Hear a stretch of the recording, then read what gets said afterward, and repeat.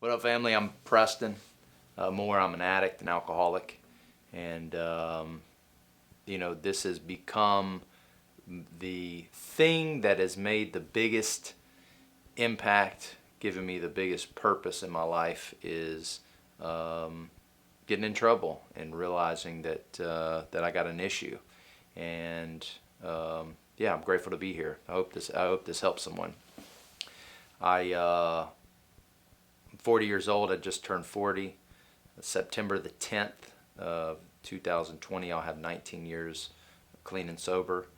And I wouldn't have been, if you would have told me 19 years ago that this would be my life, I would have told you were absolutely bonkers and out of it. And so this is a bit of my story. I grew up down in Texas, a place called College Station, Texas, where Texas A&M is. And my parents were active entrepreneurs. My mom was a hairstylist and owned a hair salon. My father was a newspaper publisher, so he ran the community newspaper and wrote a column every week, and was a man about town. And I went to local public schools. I grew up in a modest neighborhood. It was as normal as one can be, although as I've grown up and done some work, there's obviously some things in the shadows that maybe were abnormal. But I think that's part of what I am motivated to talk about today, is helping the average, helping the large portion of our communities that would maybe just benefit from some simple counseling or therapy or support groups that aren't like me and a lot of the people that you see on these series and hear these stories, that are kind of like the Rudolph the Red-Nosed Reindeer of the crew, which are, the drug addicts, the alcoholics, the people that are getting arrested and losing jobs. Like my crew, those people, they're easy to diagnose. I feel like the larger part of our community, and what I tend to talk quite a bit about, are just those family members, those people that have mental health and addiction in the family, or have some variation of struggle or traumatic challenges from their childhood that have nothing to do with drug and alcoholism, but they're too embarrassed and ashamed to just get a simple counselor or to go to a simple support group. So anyway, I grew up in Texas. I started, I think my first drug of choice was attention. This need and desire to be part of something, to be part of a group, to be liked, to be friendly, to have people say, "Wow, Preston, you're a nice kid. You're a good kid," and a lot of that I feel like was kind of modeled for me in a lot of ways, in that, for example, my father, he knew everybody in town. He was from the low-down, skunky, funky, homeless guy to the lawyer, doctor, business exec in our town. He knew everybody, and he could kind of fit in with everybody. And when we would go out and about in our community, we couldn't go 5 feet without him knowing someone. And so that was like my first experience with making sure that we were buttoned up, making sure that you were on your A game when you were out of the house. And if something kind of crazy happened at home, or even for me, even if I got in trouble or my parents got in a big fight, like, you kind of kept that quiet. And you kind of put on the face. And I was joking with a friend recently about many people will talk about social media as being this big monster, and it's like a highlight reel for people's lives, and it's kind of false and fake, and you only put the good stuff out, so it gives you this false perception that everybody's got their stuff together, but you don't, and we start judging ourselves against that. But I would argue that's been happening since the beginning of time. It's been happening in the churches and in the communities and the businesses, is that what happens in this house stays in this house. You don't tell anybody that something traumatic or that is not politically correct has happened to you, you got to put on the face, brush the hair, show up to school, show up to work, show up to church, as if it's all good. And I think that where we're at with social, and why I feel like these conversations are so important, is that conversations like this oftentimes happen behind closed doors. They happen on one-to-one conversations. They happen in 12-step meetings when people go into Alcoholics Anonymous or Narcotics Anonymous and they tell their story. But the average person doesn't get to hear it. And so I think that's part of normalizing drug and alcohol addiction and mental health. That's part of breaking the stigmas a lot of people talk about, is by having the masses hear conversations like this and to realize we're a lot more similar than we are different. And so growing up, there were so many things that I was taught by my parents that were that I still use today. They're extremely valuable. Like, be friendly, don't lie, cheat, and steal. Doing to others as you would have done to you. All these things. And I wasn't raised in a religious organization, but I was taught to do right. Like, one of the benefits of having entrepreneurial parents is learning about showing up and responsibility and going to work whether you were sick or not, or doing the thing. If you didn't have enough money to cover, you're the one not taking a paycheck. And so I remember, along with what I felt were some of my favorite parts of life, going out with my father, going to community events on the weekends, knowing everybody in town, having fun with my mom, having a hair salon. I loved hanging out at the hair salon, because if you wanted to know what was going on around town, you go hang out there and they'd be talking about it. And there was this other side of, like, I would call it financial insecurity, the ups and downs of business, not having enough money to go around, the hours spent working. These were conversations that I remember the most from childhood, is my parents bickering and fighting about either my dad being gone too much, financial stuff, not having enough money, or my father's drinking. And that is one thing that was prevalent in our circles, is my dad was, I would call him an alcoholic. At the minimum, he would be considered a heavy drinker, but alcohol was always a part of the scenario. And I remember my dad passed away in 2004 of liver cancer. I feel like when I talk about my first drug of choice being attention, and along with that came, anytime we did anything, there was most of the time alcohol involved. If we were going to do anything on the weekend, or we were going on a road trip, we had a nice chest full of alcohol. Any of the fun things at Little League games, there was alcohol with the adults. The things that I loved the most, which were when my parents would throw big parties at the house, there would be tons of alcohol. The kids would play. We'd have it at our house or someone else's houses.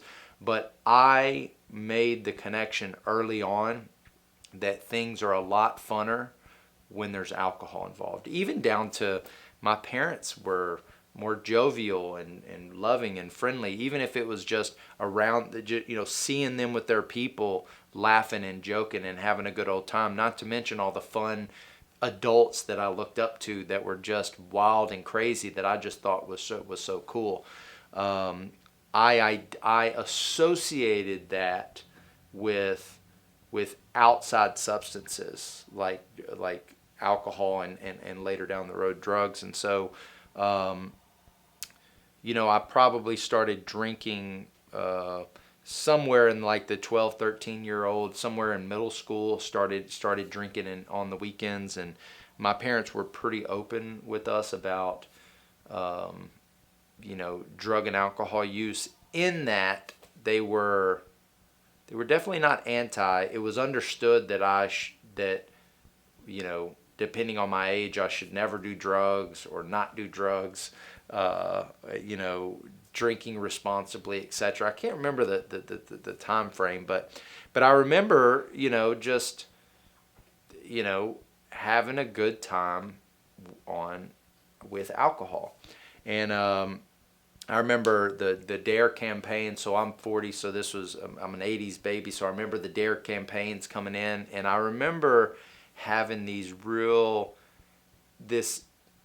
was an interesting uneasiness, even though I couldn't put my finger on it. When I would hear those DARE campaigns, and they were talking about the Nancy Reagan, this is your brain on drugs, and don't smoke this or this will happen, or don't drink this or this will happen, I knew something was off, because my family, and my extended family, which is a lot of people, like, I knew there was heavy drinking going on. And I also kind of subconsciously knew that there was drugs. I didn't know the extent of it because I wasn't really old enough, but I was going, all these people we hang out with are responsible members of society. They go to work, they're business owners, they're family men and women. And I know that they do a lot of these things that we're talking about in these DARE campaigns. But here we are being taught that if you touch this substance, you're going to end up in jail, or, you know. So I remember all these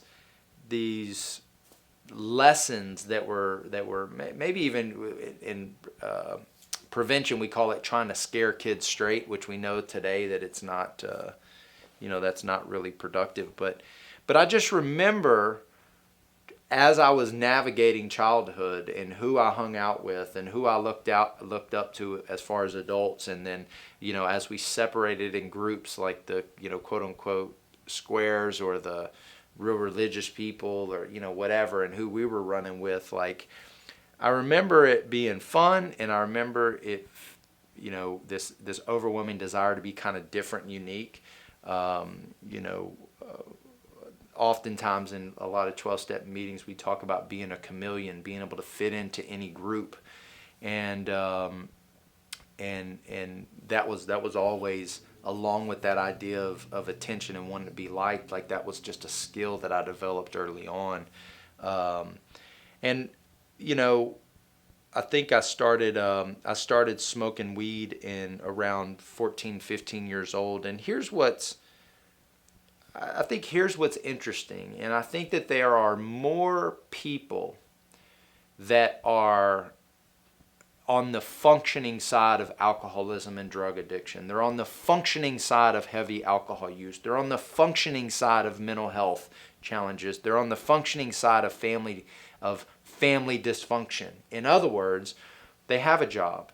They have children. They're good, decent parents. They are all the boxes that go along with, this is what a normal adulthood family looks like.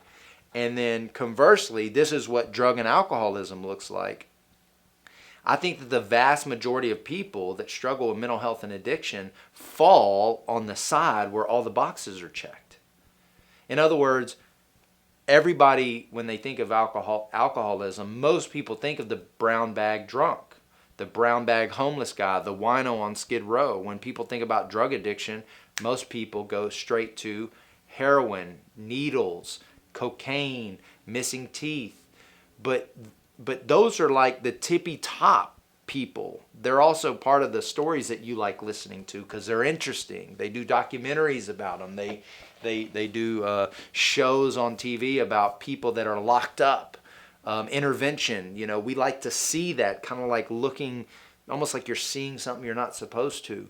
But the vast majority of people, and I think that's where I feel like that's where we can make the biggest difference and need to make the biggest difference, is normalizing some of this dysfunctional stuff, or normalizing the basics, like you know, like the counseling. So it's not like if you're going to see a counselor, like somehow something must be wrong with you.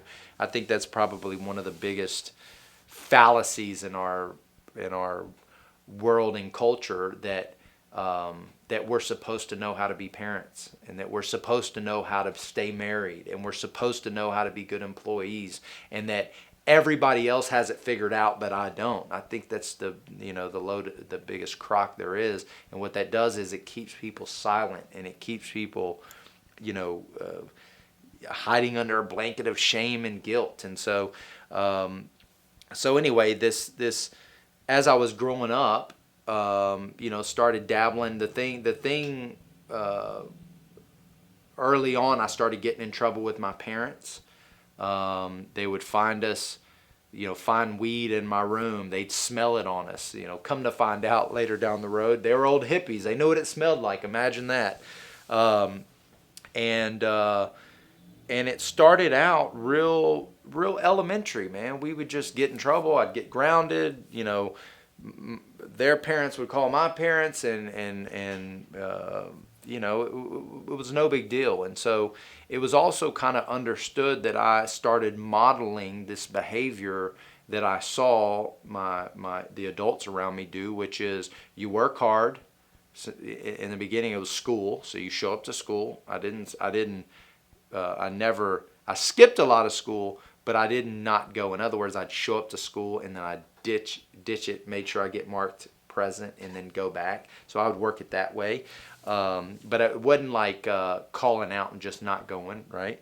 So that I would show up. I would, and we'd go hard on the weekends. We'd party on the weekends. And my parents knew kind of what was going on, etc. And it was, don't drink and drive, but if you do, here's how you get out of it. Don't smoke weed or, have drugs, do drugs. But if you do, this is how you get out of it. And so I remember I think my first run-ins with the law were very, very minor. I would get things like minor in possessions. This, an underage drinker have alcohol, you just get a ticket for it. Or, get caught stealing, doing all this kind of, dumb kid stuff that me and my crew were doing. Not all kids do it, but me and my crew were doing. And I always had friends that were worse than me. And that is a theme that played up into my adulthood. And what a lot of drug addicts and alcoholics do is that, the old adage of birds of a feather flock together. One of my sponsors and mentors would always say, solution seeks its own level. That means dysfunction attracts dysfunction. Codependency attracts codependency.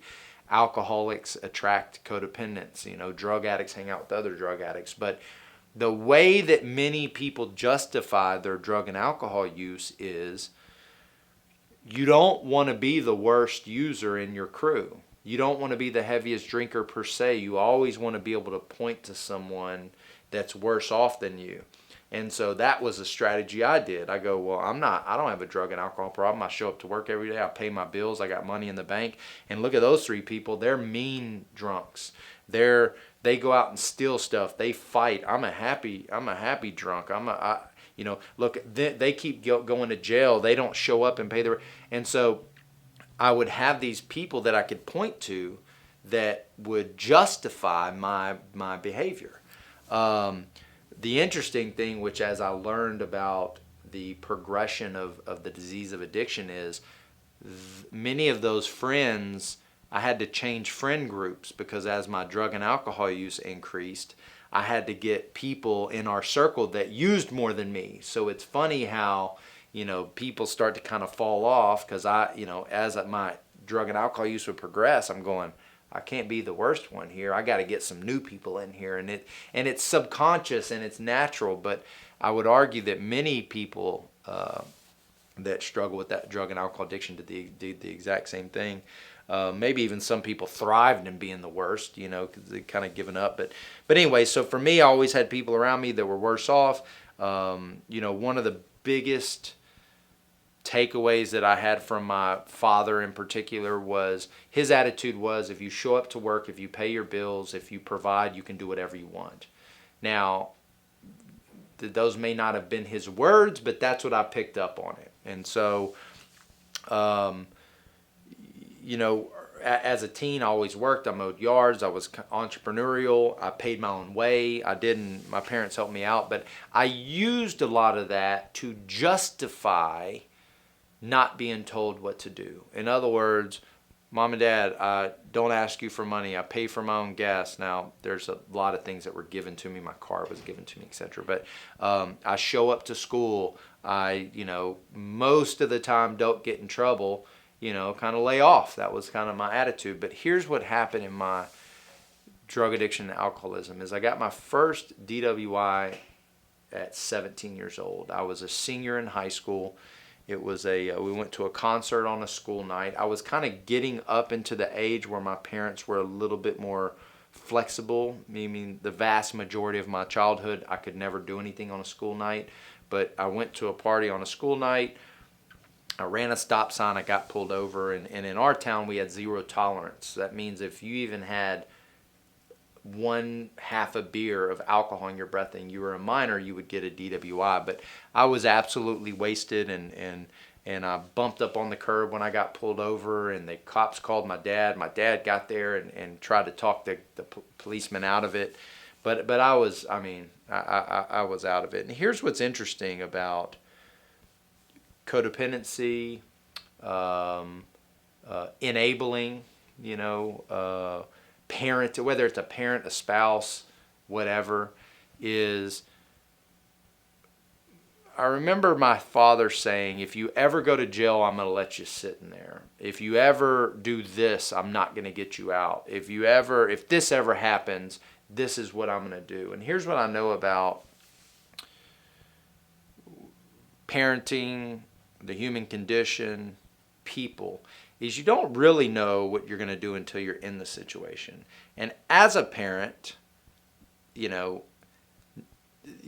nobody's ever told you I'm going to let you in on something, nobody knows what the hell they're doing when it comes to parenting. And so do you try to scare the kid? Do you try to,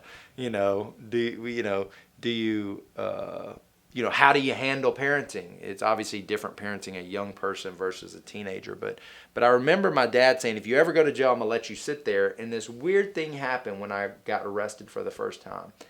It was hours before he was getting me out of jail.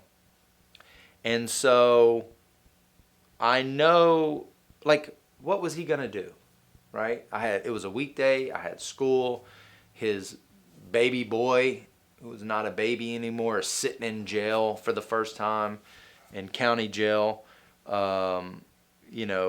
More or less, I was doing what they modeled. In other words, working hard, paying my bills, having a good time. I had a little bit too much to drink and got pulled over, right? So I remember this. This is probably one of the most distinct memories that I have, that I found out later was my first real sign that I was different around drug and alcohol addiction. I got arrested 1 or 2 in the morning. I got out of jail at 6 in the morning. I took a bath, a long bath, because I'm going, it's just pretty much still drunk. Getting up the next day at 8 o'clock, going to school. I was in jail the night before. Didn't miss a day of school. To tell you some of the friends I was hanging, not all my friends, but some of the friends I was hanging out with, I told them I was in jail.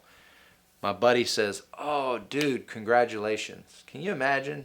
People say, "Congratulations, you've now kind of, broken your cherry of going to jail." He slaps me up, puts a baggie in my hand. I don't know what the baggie is, right? I know it's an illegal substance, but I don't know what the baggie is. The thought to what I did was I walked straight into the bathroom and I put that substance in my body. It was a white powder that you inhale through your nose. You do the math on what you think that is. But after I did that substance in the bathroom at school, by the way, for the first time in my life, I go, that was weird. Why did I do that? Why did I not even ask a question? Why was I so wrapped up in the affirmation, this idea of attention, right? He was, in so many ways, that's negative attention. I was negative behavior. I'm getting this positive attention. He's giving me something, but yet my what I know now is my disease, my want to and desire to fit in and to be cool. He slaps me up. I go in the bathroom and use it. I just got out of jail. I could have gotten in even more trouble. And I had no defense. And what I know now about the disease of addiction is when we talk about powerlessness and unmanageability, at that moment in time, I thought I was managing my drug and alcohol use. At that time, I thought I got it all under control. I go to school, I work hard, I have a good time. So what? Everybody gets caught every once in a while. But that was like my first inkling of something is not right. And I didn't tell anybody about that. This idea of the shame, the guilt, the embarrassment of maybe something might be wrong with me. It's not like you want to run out and tell people about that. But that was my first arrest. I got a DWI at 17. Because my father was a man about town, he knew some people in the community, and that arrest got swept under the rug. I didn't really have very many consequences. My license got suspended, but in my mind, since it did get swept under the rug, it was as if it never happened. And I had all these justifications in my mind that everybody has a little bit too much. Everybody, if they got pulled over at the right time, could get a DWI. So again, I'm a functioning kid. I'm a good kid. A lot of parents like that their kids hang out with me. I'm not getting in crazy trouble. But what was happening as I got into that 17, 18-year-old range is I started butting heads with my parents. In other words, I lived with my parents. I still had to follow their rules, but I started getting a little bit too big for my britches. I graduated in May of 1998. Went on a senior trip down to Mexico, had a great time.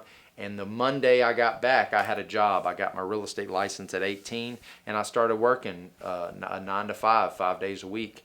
And that was, again, going back to this model that I got from my parents, which was a great model. You show up, you get a job, you pay your way, you don't rely on anybody for anything, and you take care of business. And if you can make your own decisions, you make your own decisions as your own boss. And so that was also a lot of ways in how I maybe justified that I was better than a lot of the people I hung out with, is because I always had a job, always paid my way. And so anyway, eventually, as I went on through my early teen years, 18, 19 years old, my parents and I were butting heads. In my mind, I was like, if I could just get out from under my parents' thumb, everything would be okay. If I could just live life the way I want, everything would be okay. If I could just quit having people tell me what to do, everything would be okay. And so I got kicked out and quickly moved in with a girlfriend and had a good time. And so I would juggle real estate and waiting tables. And so that's how I paid my way. But this interesting thing happened when we talk about the disease of addiction being chronic, which means it gets worse over time. Progression, it typically goes up, not down. That it's a disease you can't get rid of. You've got an allergy. I had an allergy to drugs and alcohol as my drug and alcohol use started progressing. And so just like I did in school, where I showed up to school every day, worked and paid my way, I did the same thing at work. Showed up to work, don't use at work. That was my rule.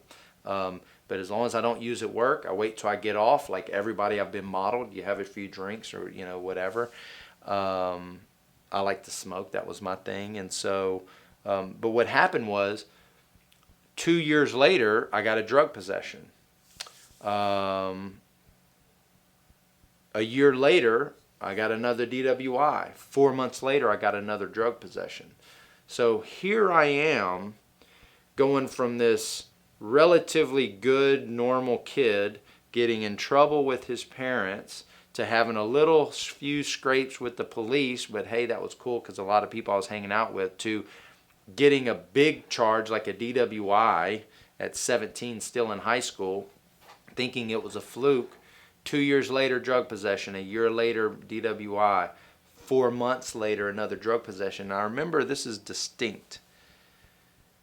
Where at this point, I didn't know I couldn't control my drug and alcohol use. I didn't know anything about addiction. I didn't know anything about alcoholism. The only people that I knew that did not drink or do drugs were born again, religious folk, and I wanted nothing to do with that.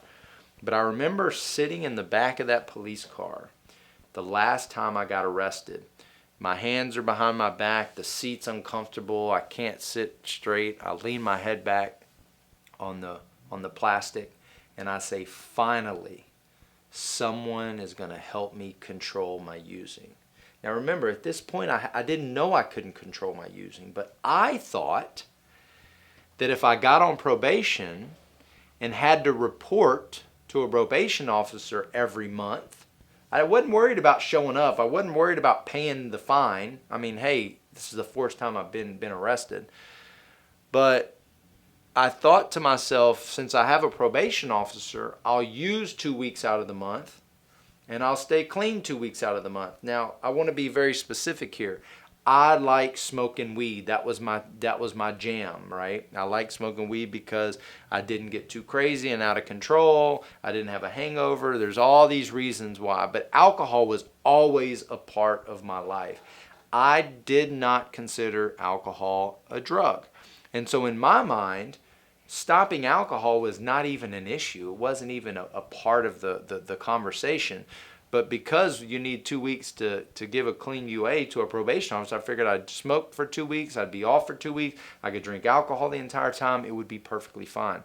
I had no concept that the way I thought, the way I behaved, and the way I used drugs and alcohol was anything but abnormal. I thought it was totally normal. And so, you know, what's interesting about that last time I got arrested, and you know, call it a coincidence, call it a God moment, call it a spiritual intervention. But my third arrest, we had gone out. It was a boring night. There wasn't a whole lot going on. We had a couple drinks, couple smokes. In the overall scheme of things, I was not hugely impaired. As a matter of fact, me and our crew said, this is boring. Let's go home. You know, let's head out. We'll go, you know, finish up the night at a buddy's house and go to work the next day. So as I'm driving down our main street, I'm messing with the radio and I clip a curb. And there's nobody on the road. I clip a curb by myself. Magically, there's police lights behind me. So out of a few cars that we see on this road, there just happens to be a police officer right behind me as I clip the curb. When my car finally comes to a stop, I'm straddling a sidewalk. Imagine if that was during the day or a little earlier, or someone was out on a late night stroll and I'm straddling a sidewalk in a car, how much worse that could be. And the police officer pulls me over and he makes sure I'm okay. I got smacked, my face is messed up. I got smacked in the face with a what's the thing? The big airbag, right? And he says, stand in front of the car. I'm going to go make sure that there's nothing in the road. And I put my hands in my pocket and there's weed. I have weed in my pocket. So I chunk it off to the side. I know I'm going to jail. I've been through this before. And I go sit in jail. And my dad gets me out the next day. And at this point, maybe I'm 19, 20 years old. I'm old enough to kind of do a little bit of what I want. And I say, Dad, I threw something on the road. Let's swing by there. We swing by there. I pick up my deal. My mom's pissed off. My dad's pissed off.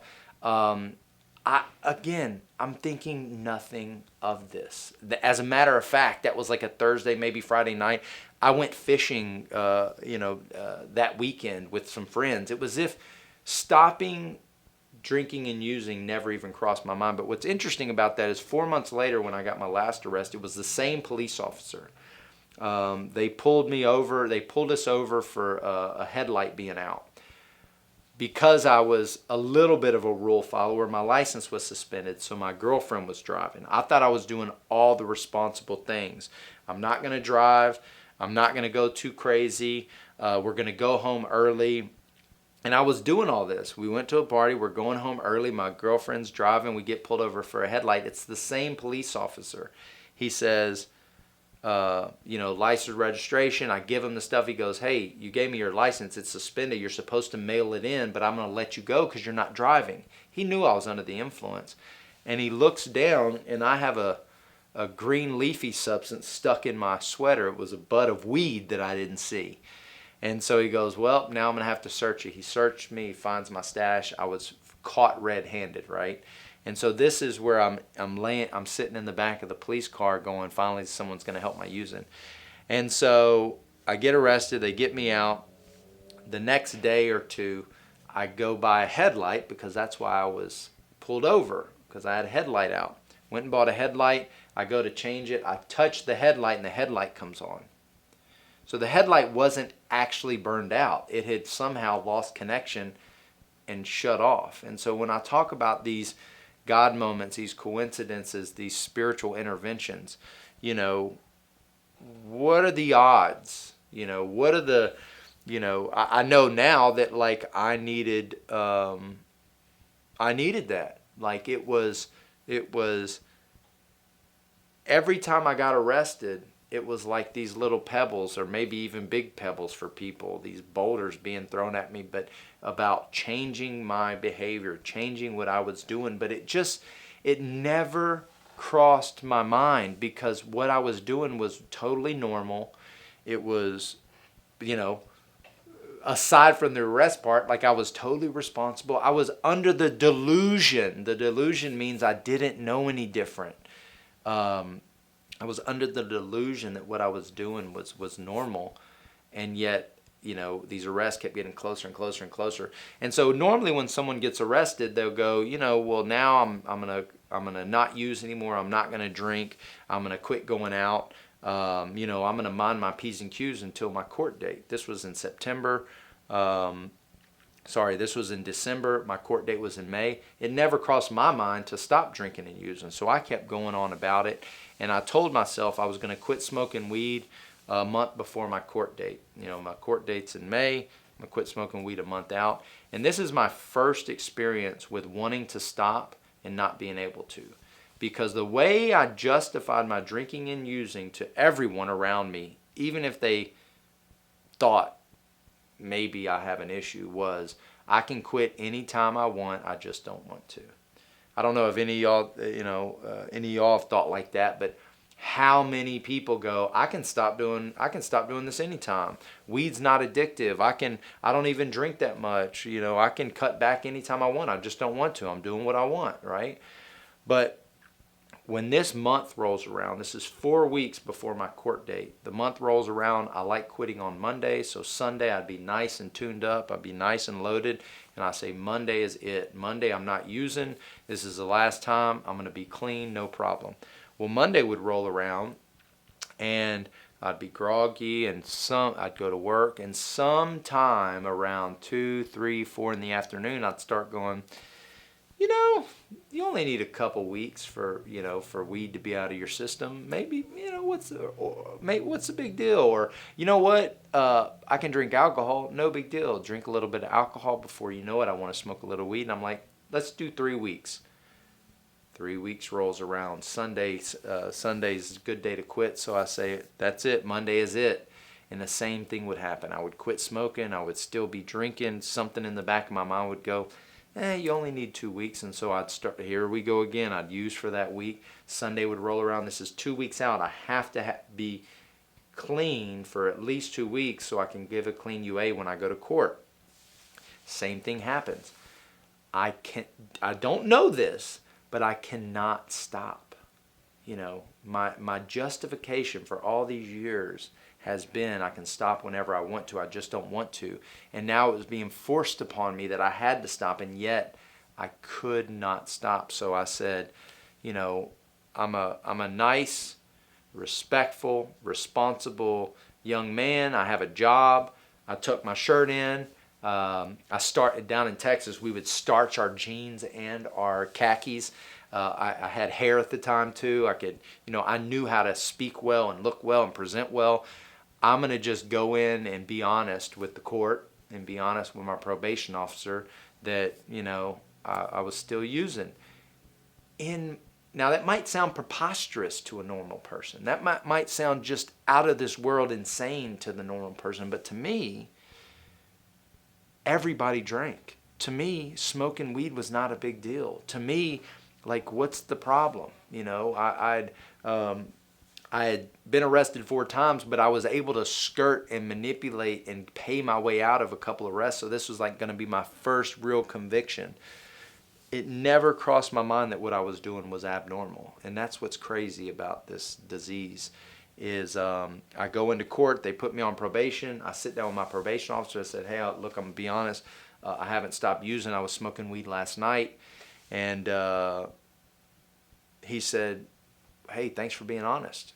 I'm like, yes, I'm going to come back next month. Of course, I'm going to quit. It's all good. And he goes, thanks for being honest. Come back next week, and we're going to do a UA every single week, and you need to go to treatment. And I remember being dumbfounded. I remember being shocked. I remember being like, why is he being so hard on me? This is every week. This is crazy. And I remember telling him, like, my probation officer's name was Jay, and I said, Jay, this is my first conviction. What are you talking about? And he pulls my rap sheet, and I go, minor possession, stealing, blah, blah, blah, blah, blah, arrest. He goes, you got a good history of this stuff. Yeah, it's your first conviction, right? But you got a history. You got arrested 4 months before this. You know, you're gonna come back and do this thing. And so I remember, being dejected, and that was it. It's time to take care of business, and I quit everything at that moment. And in that moment, it was what we refer to in the rooms as white knuckling it. I had no tools, I had no skills, I had no program. I knew nobody that didn't drink or use. I just thought that some of you were able to control it and some of you weren't, and now I have to quit, so I'm going to quit. And what happened was I was abstinent for about 2 weeks, and my girlfriend I was living with at the time, she was real supportive, but she liked to party, and she said, look, you're the one that got in trouble, not me. So I'm going to keep drinking and using, and you could be my designated driver.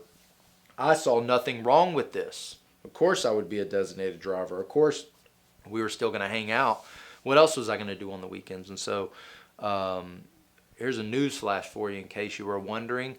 Going to parties, keg parties, get-togethers, whatever, after hours are extremely boring when you're not participating in the extracurricular activities. In other words, 10, 11 o'clock would roll around. I'd be ready to go home. My girlfriend would be ready to stay. We'd be in an argument, and I was now, the new party pooper because I'm ready to go home. But what happened was, as I continue to hang around these places, I go, alcohol was never my problem. What's wrong with having a drink or two? And so I had a drink or two, got a little buzz on, and I go, wow, look how successful that was. I had a couple drinks. I didn't get out of control, and I drove home. I was the DD. She was drinking a lot more than 2 drinks.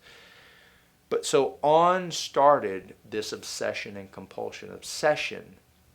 Somewhere in the deep recesses of my mind, I'm always wondering, when am I going to get to use again? I'm always wondering, when am I going to get the opportunity again? Compulsion, once I start somewhere between the first sip and the end of the second drink, I don't know if I'm going to stop there or if I'm going to keep on going. And so what happened for me was I started with a couple on the weekend.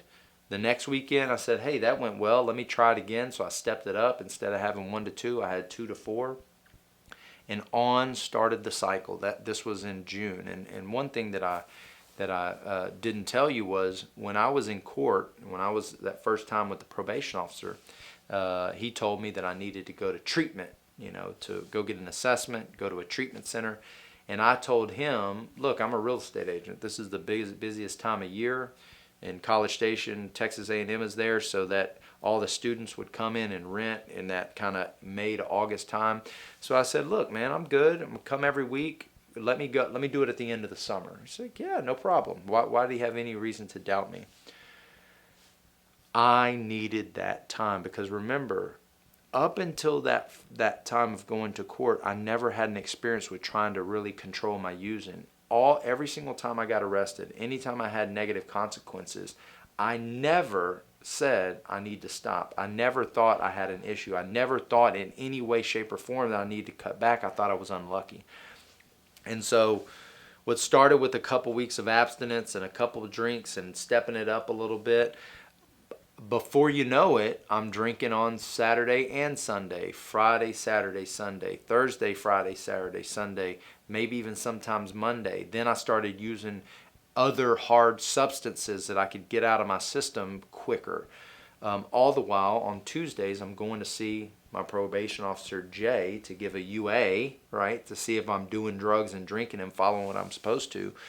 But on sets the obsession with finding ways and means to get more. I'm thinking, when am I going to use? If I use this substance, when is it going to be out of my body? How can I, all the anxiety of like partying through the weekend and then going, is this going to be the week that I get caught? I go give the UA, I pay my probation, and Jay says, hey, good job, man. See you later. And I go, whew, I'm not going to do that again. This is on a Tuesday.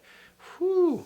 I'm not going to do that again. And what do you think happens on Thursday or Friday? I start going, man, just a little alcohol is no big deal. I got it all under control. And on and on and on goes this cycle of obsession and using and unmanageability and powerlessness.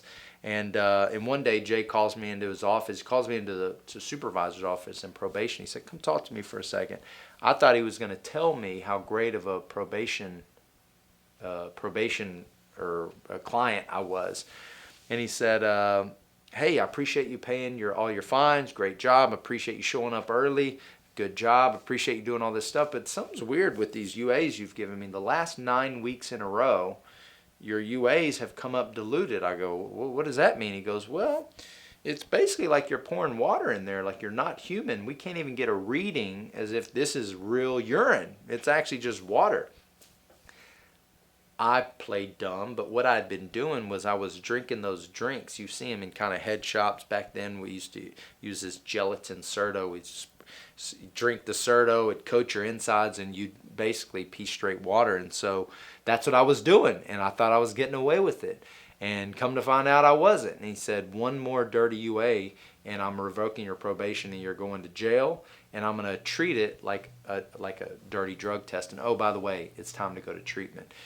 And so this was my first foray into like a drug and alcohol assessment. They give me this checklist of 25 questions, and I'm like checking the questions. Yep, no, yep, no. Again, not even considering that what I'm doing might be abnormal. And I remember the lady looks at me and she goes, oh, you check yes here, check yes here. Those probably like 18 yes checks. And she goes, well, if you check yes to more than 3 of these questions, you might have a problem with drugs and alcohol. And I just remember being dumbfounded. It's like, do you drink more than 2 times a week? Do you ever smoke?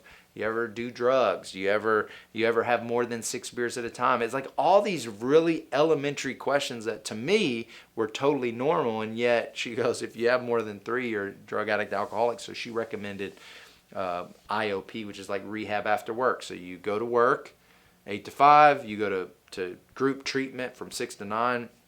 We did that 4 days a week, and then you'd have to go to meetings on the weekend. So here I am 20 years old, okay? Maybe at this point I was 21. I think I was 21. So here I am, my entire using career is underage. 4 arrests, 3 years. I'm on probation. I signed a contract that says I won't drink. I'm following the directions. I gave 9 UAs. They're forcing me into treatment. And I remember being in treatment with my arms folded around a bunch of old people. Now, my definition of old has changed, but I was 21 years old with hair. I thought I had it going on. And all these people would be telling these stories of losing jobs and families and money and jail, and they had tattoos and they're missing teeth, and I'm going, you definitely need to be here. I mean, you're doing all these hard drugs. I'm just drinking and smoking weed. I am not an addict or alcoholic. This is not me. And I was drinking on the weekend. Follow me here. On the verge of going to jail, in treatment, barely 21, drinking on the weekends. And I remember having this is the next big aha moment for me, was I was having a conversation with my counselor. I didn't know she knew, but I know now she knew I was drinking. And I told her, I don't know why, I don't understand why I have to quit drinking alcohol, because I'm not an alcoholic. Maybe, and I might give it to you, but maybe I might be a drug addict. I'm down to quit smoking weed. I'm down to quit doing the hard stuff. They are illegal, but I don't understand why I have to quit drinking. And she laid it out for me. She said, you're on probation, right? And I said, yeah. He goes, well, on probation, you can't drink, right? And I said, I don't remember seeing it on the contract, but you're probably right. She goes, well, it is in the contract. You're not supposed to drink. They forced you here. We say you can't drink, right? Yes. If you get kicked out of here, you're going to go to jail, right? Yes. This is only a 6-week program. Anybody that doesn't have a drinking problem can quit for 6 weeks, can't they? I remember for the first time there was something that was like piercing through this facade that I would always have up, which is, I got it going on, I know what I'm doing, I don't have an issue, you can't tell me nothing. And I knew she was on to something. And she goes, why do you insist on keeping this substance in your life when you have so much on the line? And that was the truth. Why did I insist on this liquid substance that, and what I would say to you was, I only have a couple. A couple to me is like 4 to 6, right? I only have a couple on the weekends. It's no big deal. But yet I've got everything on the line. My job, I was a licensed real estate agent. If I went to jail, I could lose my license. I could get fired. I'd get kicked out of jail. I'd get kicked out of rehab and go to jail. Everything was on the line, and yet I was insisting on continuing to use this substance. And that weekend was the last weekend that I used. I would love to say she hit me right between the eyes and I said, that's it, I'm not going to do it. But I'd said that this is my last weekend. And so what I would do was, that was on a Thursday, went to an AA meeting on Friday, AA meeting on Saturday, went to a party, got smashed, woke up Sunday morning still hungover, and said, this is it. This is important for those of you that might be wondering if you could be an alcoholic or drug addict. The first thing I want to point out is that people that are not drug addicts or alcoholics never wonder if they're a drug addict or alcoholic. So think about that.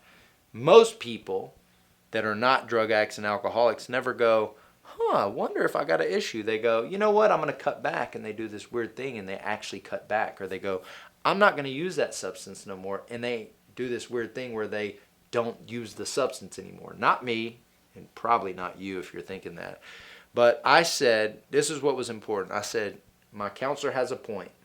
Why am I insisting on continuing this substance, right? Why am I insisting on having this mind and mood altering substance even though I've got everything on the line?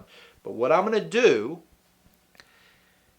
is, to find out for real, is I'm going to do whatever they say. They say don't drink, I'm not going to drink. They say go to meetings, I'm going to go to meetings. They say get a sponsor, I'm going to get a sponsor. They say do your one-on-ones with your counselor. They say participate in group. They say work the steps. I'm going to do it. And one of two things are going to happen at the end of this treatment center. Either one, I'm going to prove myself right, that I'm not a drug addict and alcoholic, and my tolerance is going to go way down. I'm going to save tons of money, and I'm going to go right back to using. Option one. Option two is they're right, and I discover that maybe I do have an issue. And all they ever talk about in these rooms is a life beyond your wildest dreams, and you never know how good your life can be, etc. And, hey, if they're right, maybe I got a shot at that. But that was the pivotal moment for me when I said, okay, I'm going to try. And so this interesting thing happened when I had that shift, when I totally abstained and I started just showing up. So many people in the rooms will say, and I say maybe for some it's true, but for me it wasn't, is you have to want to stay clean to stay clean. You have to want to stop. And that wasn't true for me, because at that moment I didn't want to stop. I didn't want to stay clean. I didn't want to quit doing drugs. I didn't want to be there. But because I was forced by my probation officer, I had to sit in there. And I would still sit like this and I'd barely talk, but this weird thing happened. Is that here's all these people, their skin color is different than me, their age is different than me. I could give you a list of all the reasons why I was not like these people in the rooms, but if I would close my eyes and I would listen to what they would say, I thought the way they thought. I felt the way they felt. I, for the first time in my life, understood what they meant by using against my will. Right? I didn't want to do something and I did it anyway, and I couldn't understand why do I keep doing these things when I say I don't want to do them. And so that's when the shift started happening. And I got a sponsor, and I started to have this awakening where I went from they might be right, I might have a drug and alcohol problem, to I think they are right, I do have a drug and alcohol problem, to I can't imagine my life without mind and mood altering substance in my life. In other words, I can't even fathom a life without at least alcohol. Doesn't everybody have a few beers after work? I couldn't fathom my life without it. There's no way possible. So I've discovered that I'm a drug addict and alcoholic, but yet there's no way possible I could stay clean and be totally abstinence too. Maybe I can stay clean for 3 months. Maybe I can finish this 6 or 8 week program. Maybe I can stay clean till the end of the year, 4 months later. Maybe I can do a year, right? And so that confidence, that maybe, that hope came because I was forced to go to treatment 4 days a week, Monday, Tuesday, Wednesday, Thursday. I went to Narcotics Anonymous meetings Friday, Saturday, Sunday. On the weekends, I went from having to go to wanting to go to these meetings. I felt unsafe at home. I moved out of that girlfriend's house and I moved in by myself. I felt unsafe at home, meaning I didn't know what to do with myself. I couldn't go hang out with my family. They drank and did all kind of stuff. I couldn't go hang out with my friends. They drank and did drugs and whatever. I didn't want to go sit at home because left to my own devices, I'd probably find myself drinking. So I started hanging out at meetings at the clubhouse. So the AA clubhouse. So I felt like if I could make it till 10, 11 o'clock at night that I could stay clean. But on the weekends, I'd just go to the clubhouse and I'd make back-to-back meetings. And then I'd say, hey, what are y'all doing? They would invite me out for coffee. So I started hanging out with people in the rooms. And this really profound thing happened. And it was, I no longer needed to be convinced, and I had a kernel of hope, and that was maybe I could do it. If I could stay in just for today, just for right now, if I just focus on what was in front of me. I actually enjoyed the conversations, the group work. I enjoyed hearing your story. I enjoyed one-on-one with my counselor. I enjoyed the journaling. I enjoyed helping other people. I enjoyed being a part of something. Remember, my first drug of choice was attention. I wanted to be a part of something. I wanted to be in the tribe. I wanted to be included. And so I luckily was getting that from the rooms. And here's what's interesting that is happening where we're at today, 2020, is there are a lot more resources out there than what we had 20 years ago. 20 years ago, you had AA, you had Narcotics Anonymous, and you had some 30-day treatment centers. That was it in counseling. And so it was understood that I needed to go to treatment, I needed to plug into AA, I needed to plug into NA, because after this, you're done. You can't come knock on the door here anymore. You need to figure it out. Today, we've got a lot more resources, but whatever that path is for you or them or they, it has to be a high-touch, high-commitment type solution. And what I mean by that is, for people like us, drug addicts and alcoholics, once a week counseling ain't enough. I needed to do something every single day for my recovery, because left to my own devices, I like using mind and mood altering substances to change the way I feel. What I discovered after I got sober is that I felt, although I kind of put on this air of confidence, like I had my stuff going on. Remember, I starched my clothes, I tucked my shirt in, I had hair, it was spiky, I had I had an air of confidence about me. I paid my bills. I showed up to work. But I was a scared, insecure boy. That's what I discovered. And the discovery is shocking by itself. But once you discover it, now you're like, what do I do now? What do you mean I don't know how to feel my feelings? What do you mean I don't know how to live a responsible and productive life? What I had been doing at that point I thought was responsible and productive. But what I discovered was I didn't know how to live a responsible, productive life without the use of mind and mood-altering substances. And everybody around me, including my closest family members, did the same thing. And I remember this weird thing was happening with them was finally my parents were like, okay, for arrest, it's time. You need to straighten your stuff up, But their straighten your stuff up was don't do anything stupid. Don't get caught. Quit using those substances. Just have a few, etc. And I remember when I had this moment of clarity, and I'm like, Mom, Dad, I'm a drug addict. I'm an alcoholic. And they're, whoa, you're not a drug addict. What are you talking about? You're just unlucky. Just stay off the hard stuff. And I just remember it was very difficult because I'm over here going, I found the answer. I'm a drug addict. I'm an alcoholic. And they're like, no, you're not. None of us are drug addicts or alcoholics. You don't have a problem. Just cut back. And I think it took about a year before my mom, I remember her saying, look, I don't know what it is that you do in those meetings and all this kind of stuff. And I remember you saying you're a drug addict and alcoholic, and I don't know if that's true, but I like you a lot better now than I did then. So keep doing what you're doing. And that, I feel like that was an interesting shift. And I think that's one of the things that I find myself talking about today. Today I work in a mental health and addiction hospital. I do outreach. I go out and talk to people about things like this. But the thing that I think needs to shift and change was something I talked a little bit about in the beginning of this, which is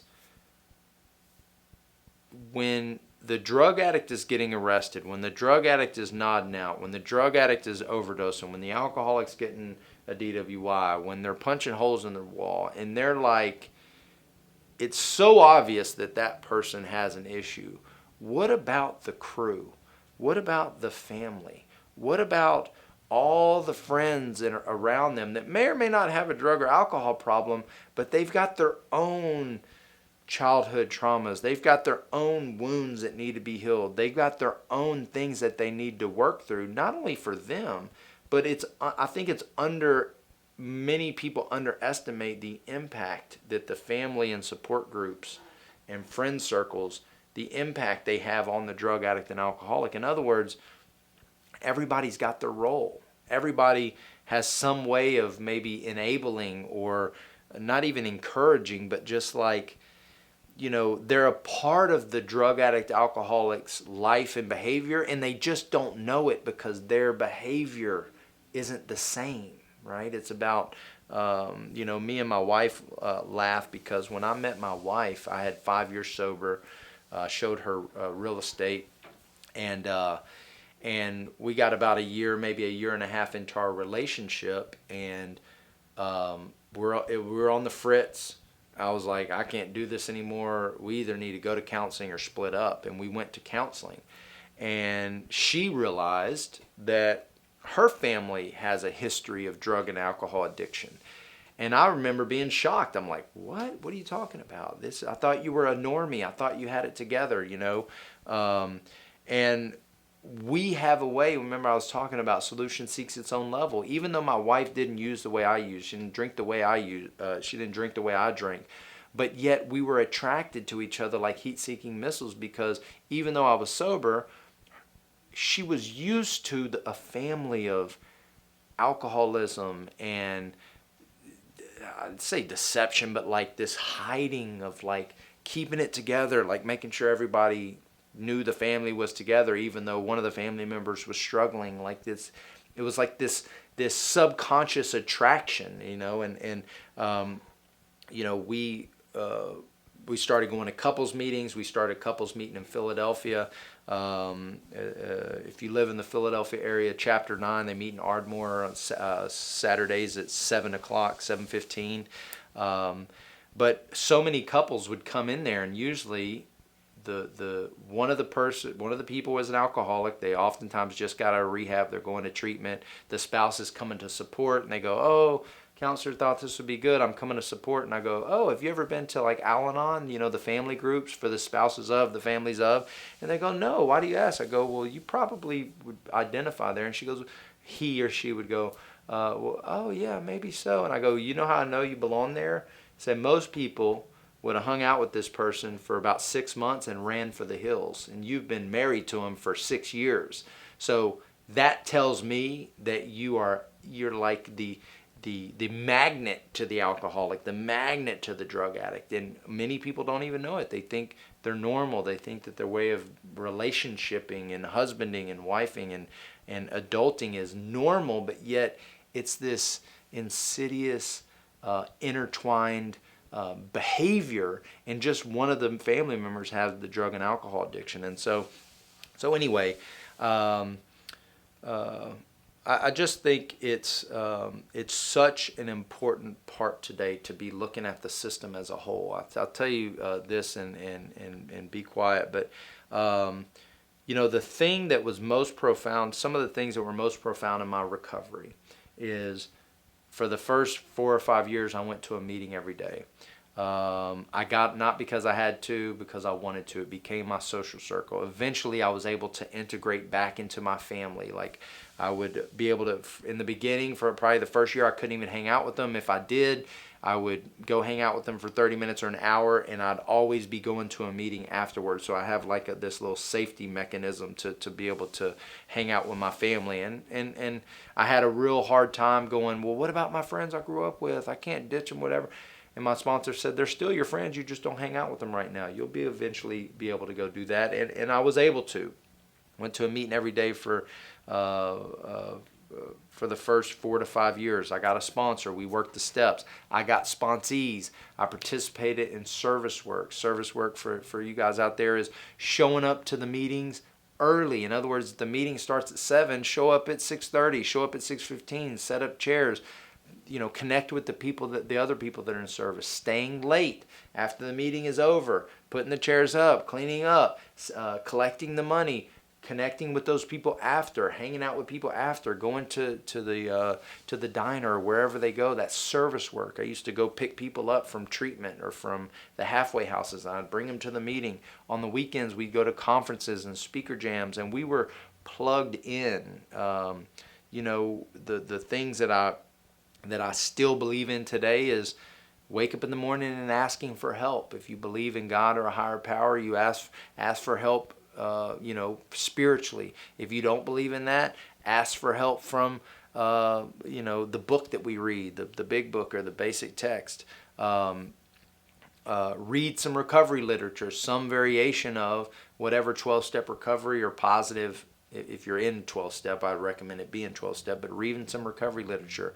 Consistently reaching out to people every day that are in recovery. So we're like reinforcing, reminding ourselves what we're doing, why we're doing it, that we are a drug addict and alcoholic, that there is a solution. Going to a meeting. So now we go and plug in. This is one of the things my sponsor really emphasized with me is I'm not a slow learner, I'm a fast forgetter. That's why I always had to do things daily and multiple times a day. I'd wake up, my eyes would wake up, praying and asking for help. I would remind myself, oh yeah, I'm a drug addict alcoholic. I like outside substances. I'd ask God for help and direction. I knew I couldn't do it on my own. I'd read recovery literature. Oh yeah, I'm reminding myself again that I'm a drug addict and alcoholic. I'd go to work. A couple hours would pass. I'd call my sponsor. I'd call my buddy. Oh yeah, that's right. I am a drug addict alcoholic, right? At the end, when I get off work, I'd go to a meeting. Oh yeah, I am. At the end of the day, if I'm still sober, I pray and I say, thank God, thank you AA, thank you NA, thank you Source for helping me stay sober. And so it's this constant reminding myself that I do suffer from this illness, there is a solution, and that I don't have to use drugs and alcohol anymore. And so, it's been 19 years. My path of recovery has been vast. It's been broad. I've softened quite a bit. In the beginning I was hardcore Narcotics Anonymous, a big book thumper. That's all we did. My wife, when we found out, she also had some struggles in her background with alcoholism, and she started going to Alanon, so I started going to AA. We started doing couples meetings. I did AA. Lately, for the last year or so, I've been in ACA, Adult Children of Alcoholics and Dysfunction. That's opened up a whole nother aspect of addiction, which is all the people that suffer from dysfunction that were influenced by drug addiction, alcoholism, and mental health, that have all the isms, have all the codependencies, have all the shame and guilt and struggles and challenge that are directly connected to generational alcoholism and dysfunction, but they don't know it because maybe even their parents or grandparents didn't drink, but yet they're still affected by alcoholism in some way, shape, or form. And I think the path that I'm on at this moment is about digging into my childhood, digging into my dysfunction. One of the things that has really become apparent to me is I'm not as good of a parent as I thought I would be. I was a great parent until I had kids. I'm not as good as a husband as I thought I would be. I was a great husband until I actually got married. This struggle that I've been having and kind of weaving down this path of masculinity, right? I have a unhealthy view, image, and relationship with masculinity. I have an unhealthy relationship with the ability to feel all my feelings. A lot of the things that I have developed over time that look like confidence, that look like I got it together, are actually safety mechanisms that I use to keep me safe. So it's kind of like a bit of a front. It's been a humbling process to realize that I have this image of what I want to be when I grow up, what my purpose is, and one day I want to be able to teach, train, and coach professionally. I got a podcast that I do called the High Cost of Anonymity, where I talk about a lot of this stuff, and still I struggle with shame, guilt, insecurity, like my feet are stuck in concrete blocks that I can't move. I've got this image of who I want to be, and yet I can't get there, and I constantly struggle, and I act out in my relationships and as a father, and yet I'm still on this path and journey with 19 years sober, have done a lot of work, and I still got more to do. I think that reminds me of a couple of conversations I have with buddies that I grew up with, and they're still out there running and gunning, and they have this. Oftentimes, I will share these things with them, some of the struggles and challenges I still have today, and they go, "Man, I thought you've been sober all this time. You'd have it figured out. You'd have it figured out by now. That sounds like a lot of work. I might as well just stay using. I might as well just stay where I'm at. I don't think that drug addicts and alcoholics are the only ones that are in these predicaments where they're where they are at the moment. Call it mediocrity. I'm just using that as a word, but they're in a place where they know they don't want to be. They know they want to be somewhere different. They know they want to be in a different job. They know they want to be better, but making those changes are terrifying. So they just stay in their own little cocoon of, unhappiness and dysfunction. They have a job, they're still a parent, they're still married, but yet they're unhappy and they can't move, they can't do anything. And I think there's this false perception that if you do struggle with drug addiction and alcoholism, that if you get rid of the drug addiction, the drugs and the alcohol, that magically your life is going to be better. And that's really just a start. If you're a spouse of, a family member of, a parent of, you think if my son, my daughter, my husband, my wife would just get clean, everything would be okay. But that's just the start, because we start learning all these things that have been with us since childhood that's been affecting us. And so if I can leave you with anything, it would be that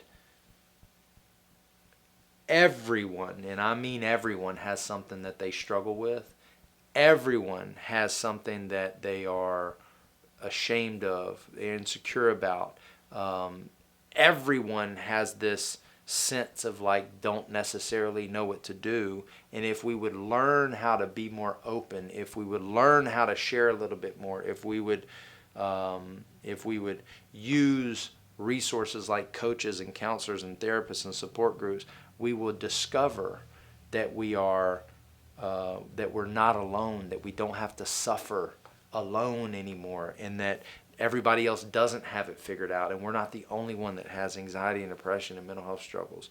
And so I'd just like to encourage you to ask for help, to reach out, to raise your hand if you have experience with mental health drug addiction, alcoholism, dysfunction, and you found a solution. In other words, you've done some work. You were one way before, you've done some work, and now you're different. Learn how to open that door for people and say, hey, by the way, if you know someone struggling with mental health or addiction, I want you to know I've got a lot of experience with that. My family does. You can reach out to me. You can give people my number. You can tell your neighbor. I'm really open. Anyway, let's go on our walk. Let's get back to business. Let's go to work. And it's like opening this door for people to go, hey, what was that thing you were talking about? A lot of people would just brush past and go, great. But that's how we open the door and normalize this mental health and addiction, is by letting people know that you've got some experience. If they want to talk about it, great. Anyways, let's get back to it. Those are the things that I absolutely love. Those are the things that I love talking about today. And anyways, I love you. Thanks for hanging out. If you're thinking of someone that needs to hear this story, screenshot it, share it, let them know, and we'll leave some messaging in the notes if you ever want to reach out to you. I love you. Thanks for having me.